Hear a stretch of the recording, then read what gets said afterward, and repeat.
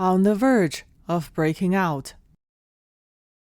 Director Qian formulated a policy of external loosening and internal tightening. The so-called means to ensure the normal operation of the school, and on the other hand, it also norms and relaxes very few students to lure the snake out of the hole. The so-called internal tightening means that everyone should open their eyes wider, and that string can be loosened. However, from the actual situation, the outside still cannot be relaxed. Everyone is still nervous. Let's talk about Wang Yuyang. It's not easy to tell what exactly she did after running the 3,000 meters. If it is unclear, it implies danger. Why did she go back to the dormitory alone? Yuyang hesitated for 2 days and finally found the psychology teacher Huang Cuiyun, a female teacher who served as the deputy director of the Student Affairs Office. Yuyang's decision was very wise. If it drags on longer and her body is clean, it will be hard to say. Yuyang honestly told Miss Huang the situation. The main reason she returned to the dormitory was that she had a special condition in her body.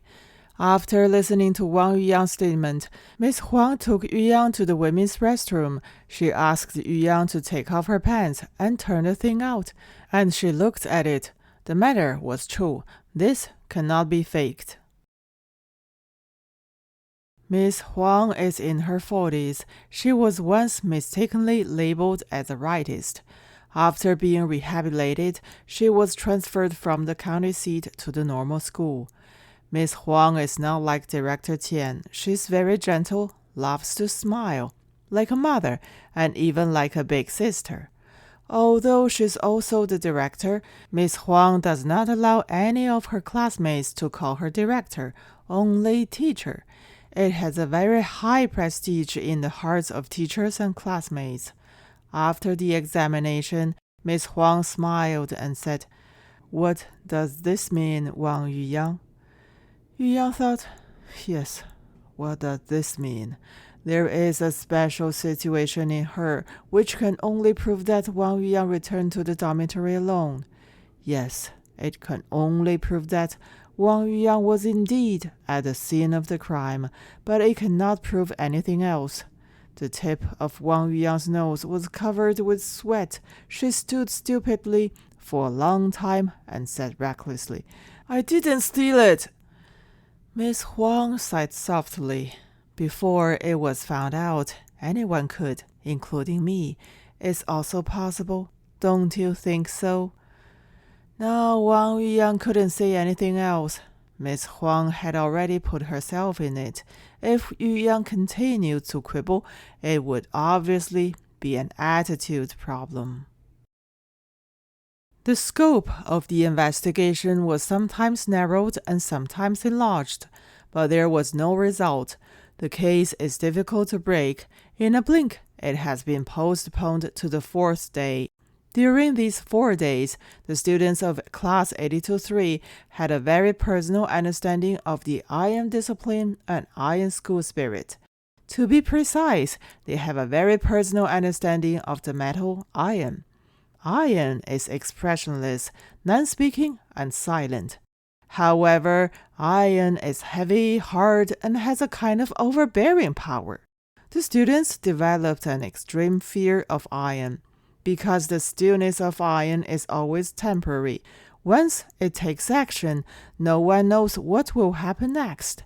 The students discovered that if anything reaches a certain temperature, it may turn into iron. For example, an event. For example, time. For example, a mood. They are all iron now. It's heavy and hard, laying in front of and in the heart of every classmate of 82-3. Everyone moves slightly, fearing that if they hit the iron somewhere, there will be a clang, or in other words, no sound at all, and the iron will have taken away a large piece of your skin. In comparison, Wang Yuyang is under much greater pressure. This power does not only come from the school, but to a large extent, it comes from her classmates. Even it comes from Wang Yuyang herself. Wang Yuyang couldn't explain clearly. Yuyang is stupid, so she won't speak if she can't. But she couldn't raise her head. Yuyang can numb herself, but the other students in the class cannot. Their eyes are sharp. The key is that their imagination is also sharp. Rumors have spread among the students that Wang Yuyang and Director Qian have entered a stalemate stage. Both sides are fighting in their hearts. It depends on who can stand it. Either the west wind prevails over the east wind, or the east wind overpowers the west wind. The stillness must be temporary. The students knew that the storm would come, will definitely come. The storm came. Quite suddenly, there was no sign of a storm approaching. On the contrary, it was very calm. Of course, this kind of calmness is on the leadership side of the school, but it has never calmed down on the students' side. As the saying goes, the wind wants to be quiet, but the trees will not stop. On Saturday morning at 9 o'clock Beijing time, Director Qian, Miss Huang, and the class teacher of Class 80-3, three of them walked towards Class 80-3 in an A shape. The students have already arrived.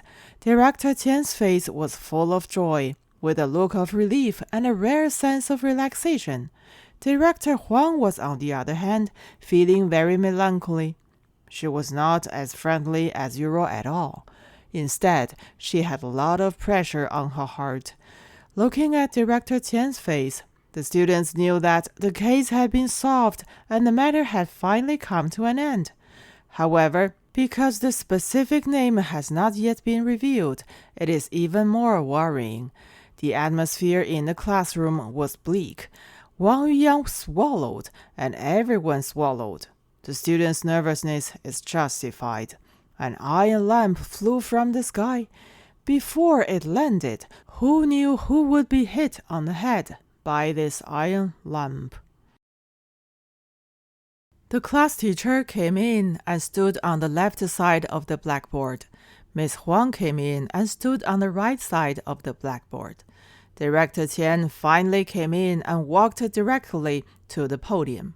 The students held their breath, thinking that Director Qian would announce something immediately.